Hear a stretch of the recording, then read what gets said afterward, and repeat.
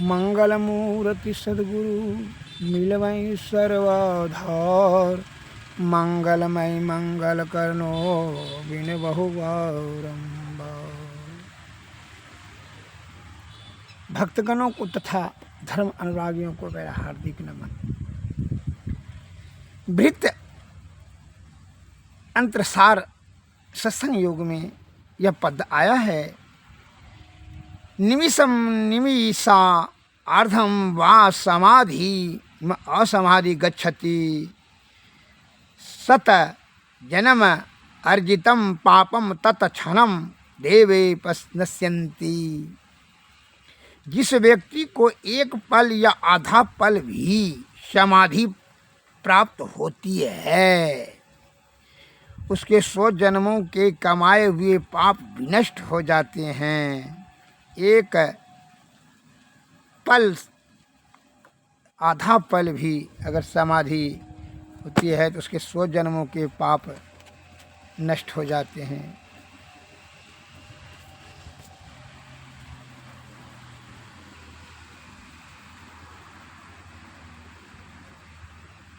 और नाना प्रकार का आवबुद्धि का प्रयोग कर लें। कर्म के अनुसार से फल की प्राप्ति आपको भोगना ही पड़ेगा।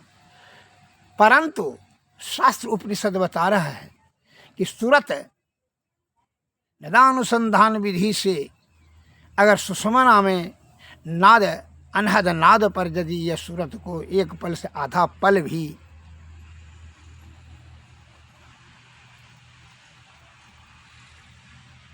ध्यान अस्थिर हो जाए तो सैकड़ों जन्मों का किया हुआ पाप भी विनष्ट हो जाता है।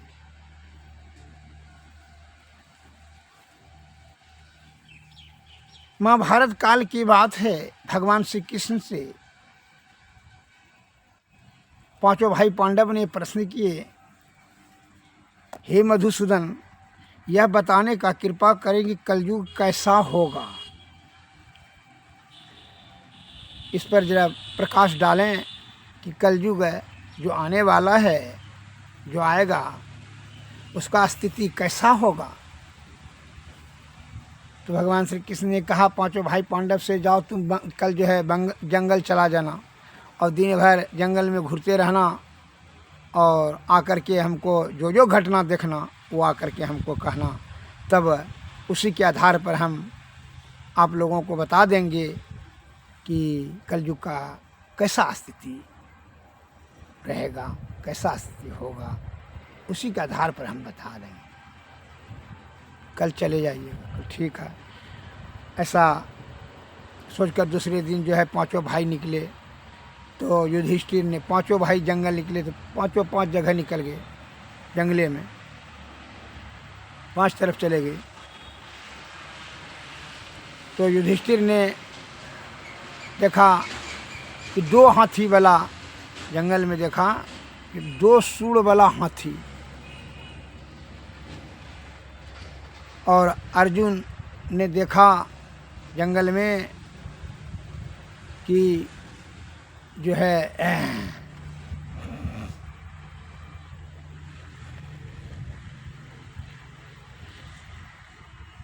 अर्जुन ने देखा जंगल में कि एक पक्षी के पंख पर वेद की ऋचाएँ लिखी हुई हैं, वेद रचना लिखा हुआ है, लेकिन वह मांस खा रहा था। यही अर्जुन ने देखा, यह घटना। और भीम ने, तीसरा घटना, भीम ने देखा कि एक गाय ने बछड़े को जन्म दिया और गैया ने जो है बछड़ा को इतना चाटते चाटते जो है बछड़ा लहवान हो गया और छटपट कर रहा था। सहदेव ने अगला आश्चर्य देखा कि 6 भरे कुइयाँ हैं, उसके बीच में जो एक कुआं है वह बिल्कुल खाली है, जबकि वो सबसे ज़्यादा गढ़ा है, फिर भी वह कुआं खाली है। और जबकि नकुल ने, 5वां घटना, नकुल ने देखा, अद्भुत आश्चर्य हुआ। उसने देखा कि पहाड़ के ऊपर से एक शिला शिला मैं पहाड़ का एक टुकड़ा, बड़ा सा भाग पत्थर वहाँ से लुढ़क करके गिर रहा है, पहाड़ के उस ऊपरी सिराफ से लुढ़क कर गिर रहा है। बड़ा बड़ा विशाल वृक्ष को भी वो तोड़ते फटोड़ते जो है नीचे गिरते जा रहा है, लेकिन रोक नहीं पाता है कोई। टकराती हुई आ रही है और पत्थर से टकराती है, पर कोई उसे रोक नहीं सकता। अंत में लुढ़कते लुढ़कते उस शिला का स्पर्श एक अत्यंत छोटे पौधे से होता है और वह शिला वहीं रुक जाती है।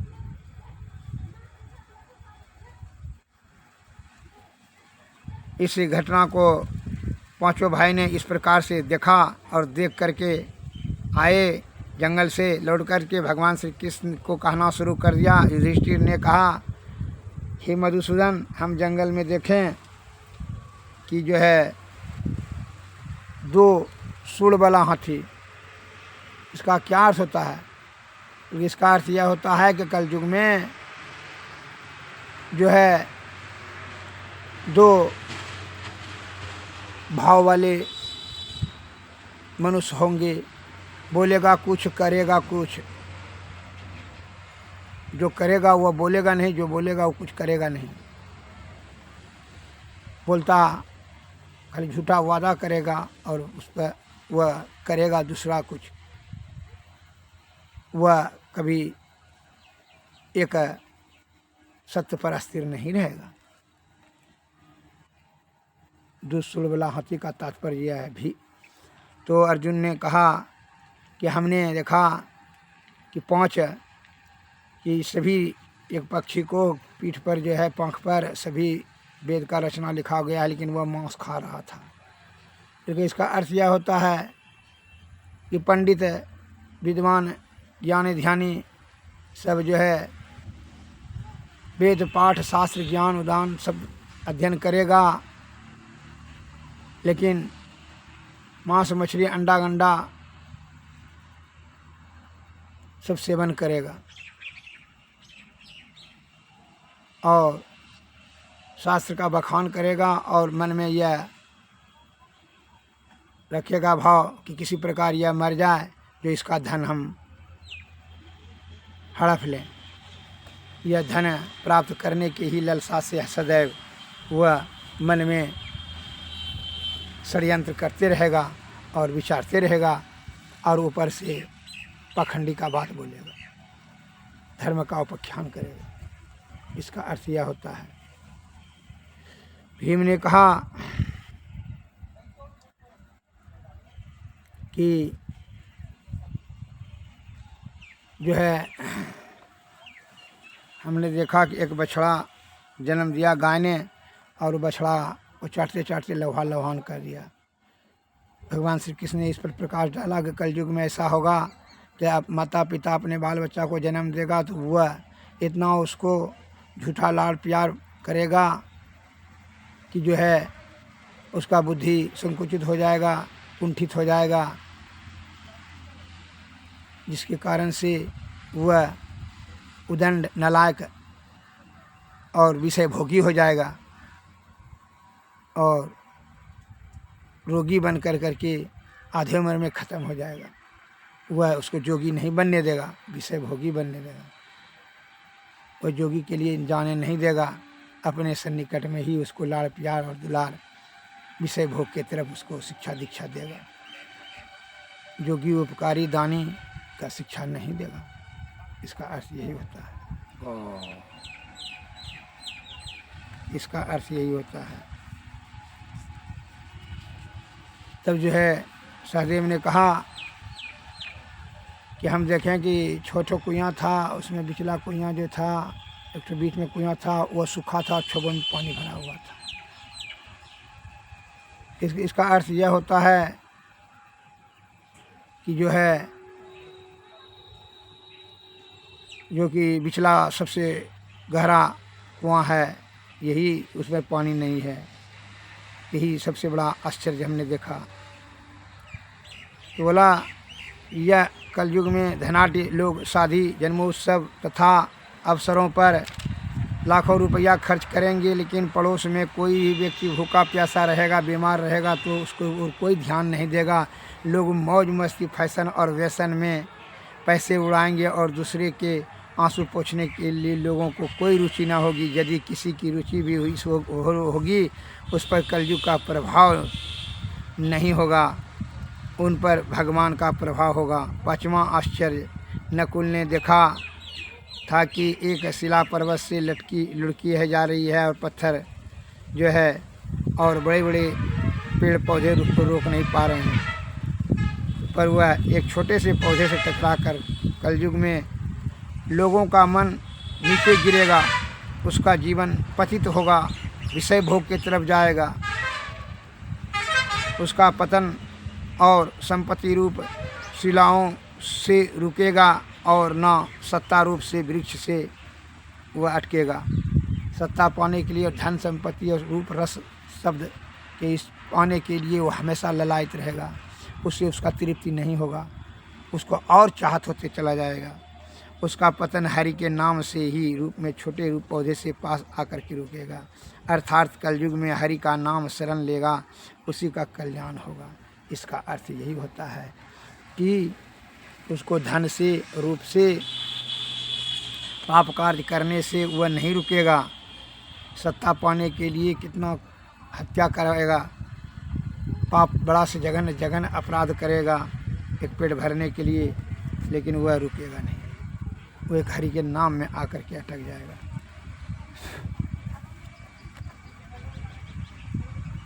श्री सद्गुरु महाराज भगवान श्री कृष्ण के इस प्रकार जे कलयुग का व्याख्या कैसा होगा, इस प्रकार व्याख्या देने से पांचों भाई संतुष्ट हुए। और आज उसका दुष्परिणाम आपके समक्ष में है कि आज रजोगुण और तमोगुण में मनुष्य आकर करके मूल ज्ञान से दूर होकर के उलूल बिलूल ज्ञान को संचित कर करके विषय भोग में इस तरह से संलिप्त है कि रोग शोक और संताप ताप पाप सब जो है सब एकत्रित कर लेता है। अल्प आयुवान रोगाग्रस्त शारीरिक दृष्टि से दुर्बल होते चले जा रहा है और धर्म की और कोई ध्यान नहीं दे रहा है और धन और रूप के प्राप्ति करने के लिए सदैव ललायित रहता है और पाप ताप को कोई भी ध्यान उच्च नीच नहीं दे रहा है। जिसके कारण से जो है माया बद्ध विषय में आसक्ति इतनी हो गई है कि मनुष्य को यह बात भी भूल गया है कि यह जीवात्मा का क्या दुर्गति होगा मरने के बाद। इसे इतना भी भूल गया है विषय में इतनी आसक्ति होने के कारण से कि यह जीव आत्मा को परम आनंद प्राप्त करने के लिए विषय का परित्याग अति अनिवार्य है। जब तक कि आप विषय का परित्याग नहीं कर लेते हैं तब तक आप परम आनंद की प्राप्ति या मायाबद्ध होकर के आप विषय से आसक्त होकर के जन्म जन्मांतर के चक्कर में फंसे रहेंगे और जन्म मरण से आवागमन दुस्सह दुख हुई और नाना प्रकार का दुख यह जीवात्मा को सहना पड़ेगा। श्री सद्गुरु महाराज की जय। अतः कलयुग की स्थिति आप देख लीजिए, उसी प्रकार है। जो पाप ताप से संलिप्त है वह और धन चाहते कहते हाय कहते जो है आधे उम्र में अपने जीवन लीला को छिन्न भिन्न कर देता है, गंवा देता है। और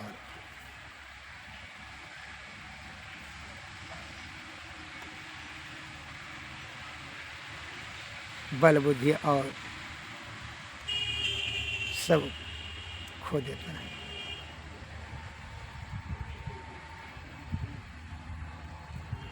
श्री सद्गुरु महाराज।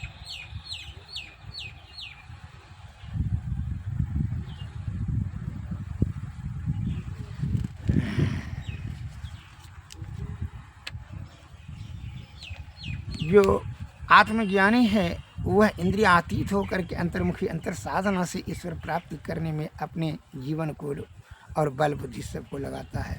नो कि विषय भोग में लगाने वाले भोगी रोगी रोग शोक संताप ताप पाप के रास्ता से चलते हुए वह जीव आत्मा की दुर्गति कराता है।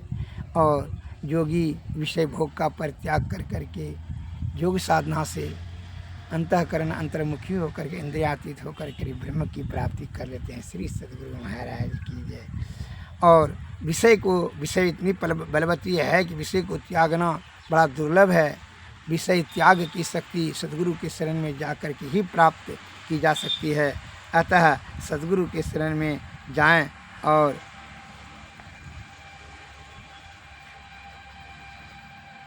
शक्ति, विषय को त्यागने की शक्ति प्राप्त करें।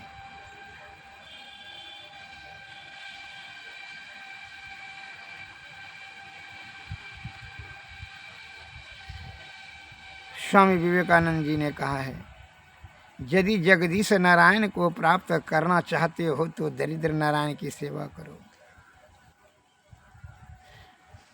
भगवान भोलेनाथ और माता पार्वती में जो है इस बात का एक बार बहस हो गई कि भगवान आप जो है ना भक्त पर बहुत देर से जो है कृपा करते हैं, जल्दी यथाशीघ्र कीजिए जिससे कि वह कष्ट से बचा जा सके। अगर हमारा भक्त बनेगा तब ना उस पर करेंगे। का भक्त तो देखते हैं कितना जो है कमरिया लेकर के देवघर जाता है, मंदिर मस्जिद जाता है, पूजा करता है, तो फिर जो आप कहते हैं भक्त नहीं। क्योंकि चलो कठो कितना भक्त है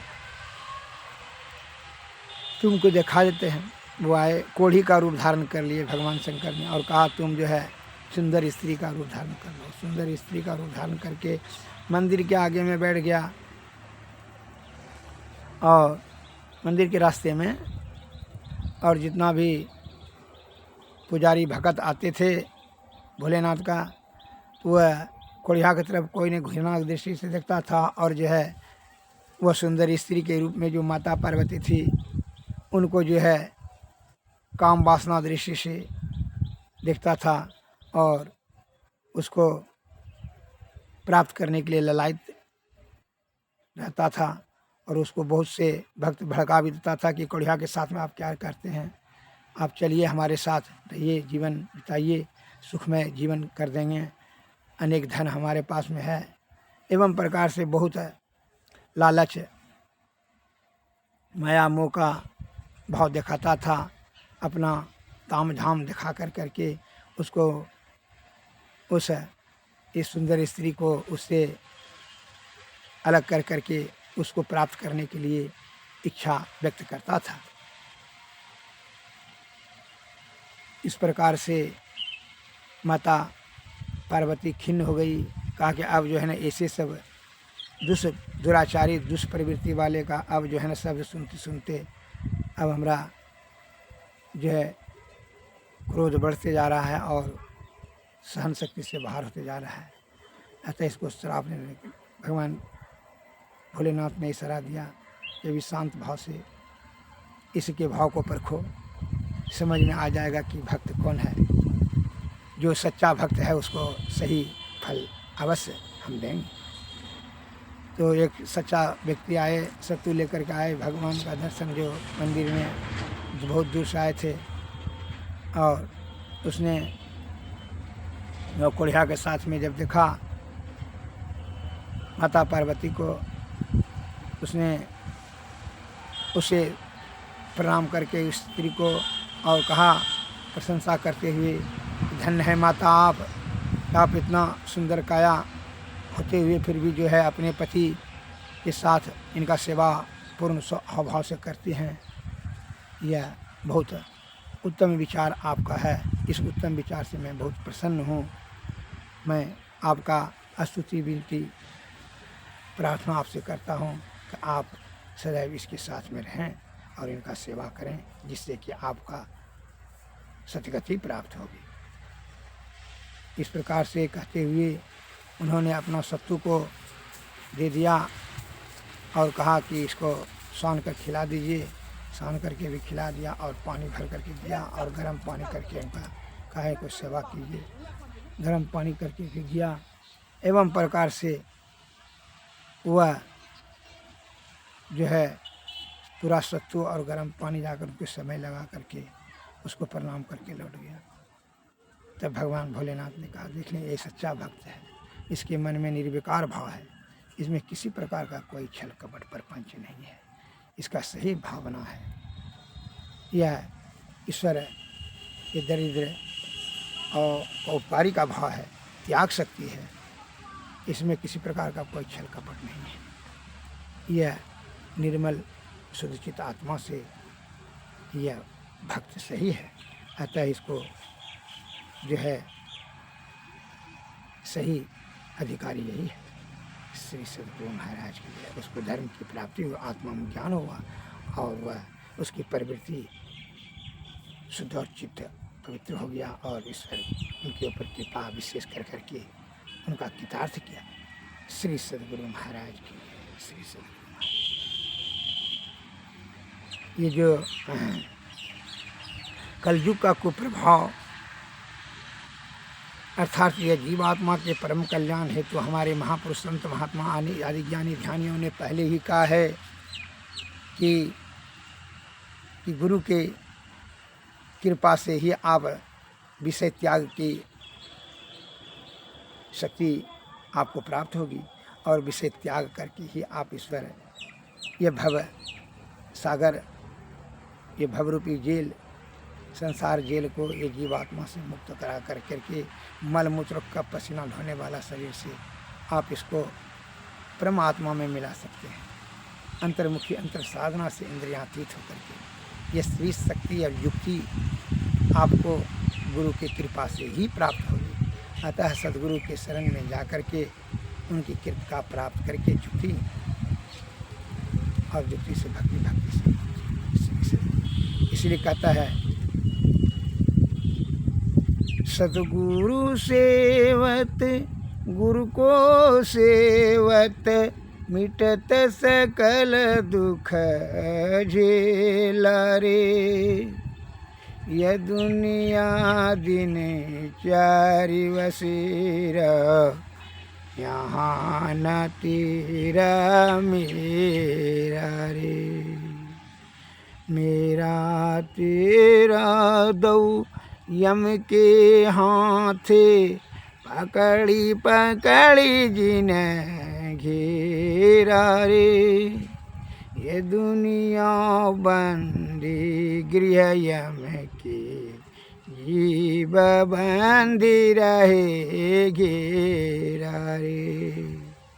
सतगुरु गुरु बिन ना कोई कबहू जो तोड़े यम घेरा रे। याते उठो सद्गुरु हेरो सेव करो बहु तेरा रे। तन मन धन या तम तिनके पद अर्पि बचो यम फेरा रे। जागृत जिंदा सद्गुरु जग में इनको कर जोड़ा रे। बाबा सद्गुरुदेवी साहब पद को में ही तेरा रे। सद्गुरु सेवत गुरु को सेवत तत सकल दुख झेला रे। श्री सद्गुरु महाराज की।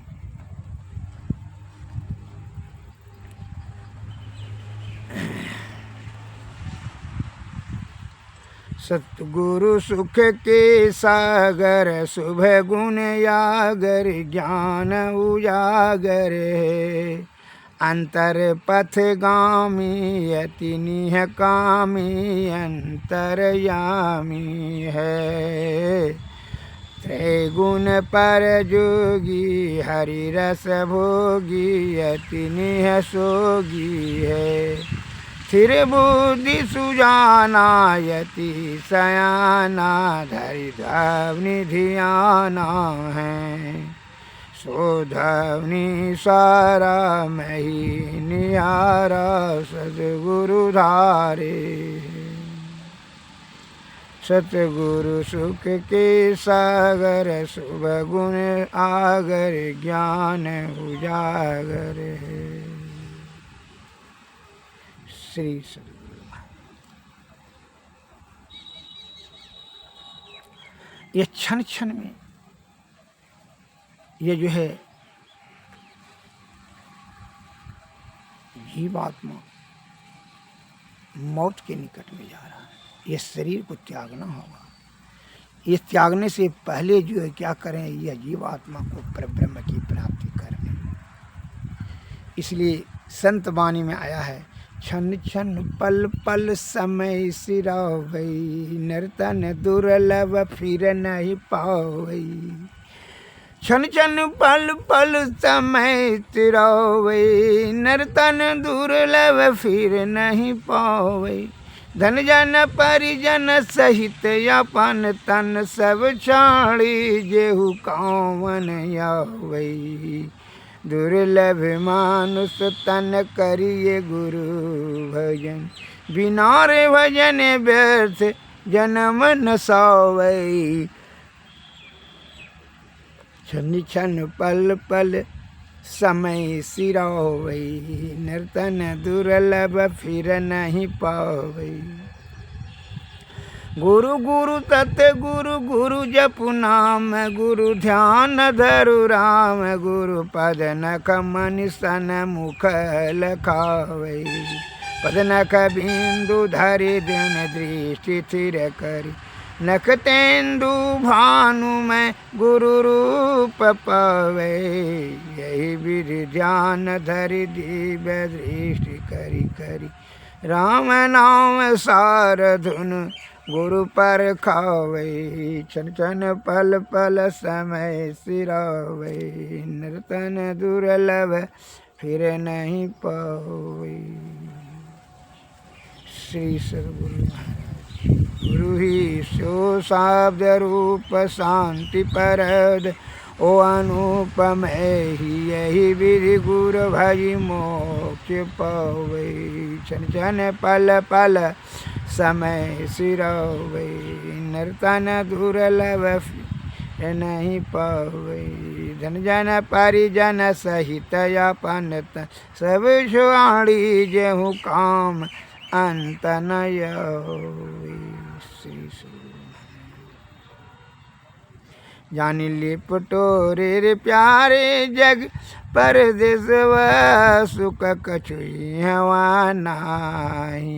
परदेसवा काल को भैसवा, जोरे आवै दुख पाही। सुधि कर प्यारे अपन देश के, जावा कलेश कछु नाही। निज काया गढ़ में न महल होय, अपन घर पथ बाएं। चलु चलु यही पथ हाँकत दृष्टि, रत धनि सतगुरु बतलाए। जो नहीं समुझे सतगुरु पद गहु, परगट सतगुरु आए। देवी साहब परगट सतगुरु में ही जा पद बलि जाए। श्री सद्गुरु महाराज।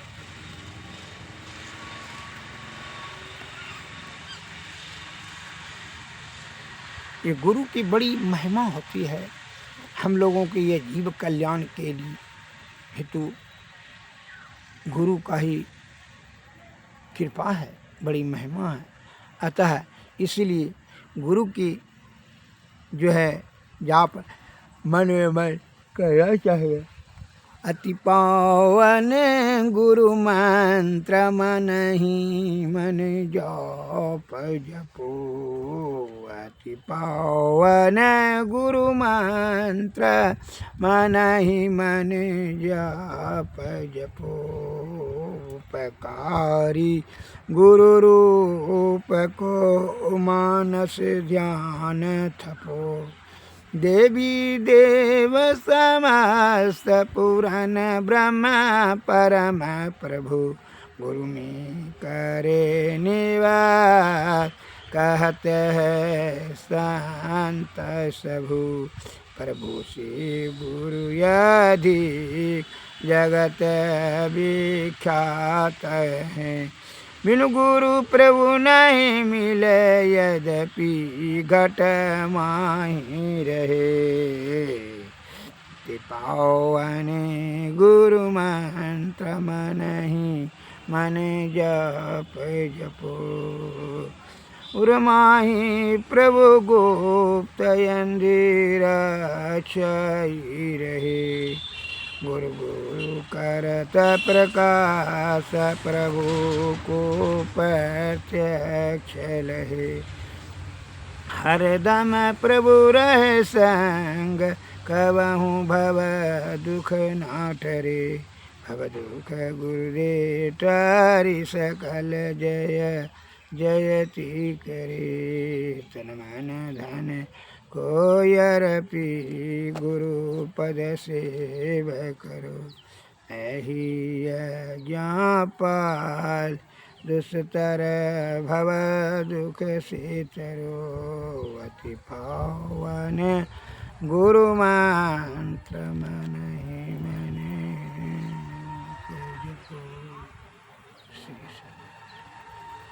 और तन मंदिर में कीजिए दृष्टि जुगल कर सनमुख दीजिए। चमकै बिंदु सूक्ष्म जल ब्रह्म ज्योति अनुपम। जगमग जगमग रूप ब्रह्मंडा निरखी निरखी ज्योति तज देवी। शब्द सूरत अभ्यास सरल तर करि करि सारस ऐसी जुगति कया गढ़ त्यागी। भव भ्रम भेद सकल खंडन यारति यह निर्मल करिमेहि अमृत रस पीजी। आरती तन मंदिर में कीजिए दृष्टि जुगल कर सनमुख दीजिए। श्री सद्गुरु महाराज की जय। श्री सद्गुरु महाराज की जय। सद्गुरुवे नमः। सद्गुरुवे नमस्कार। जय जय।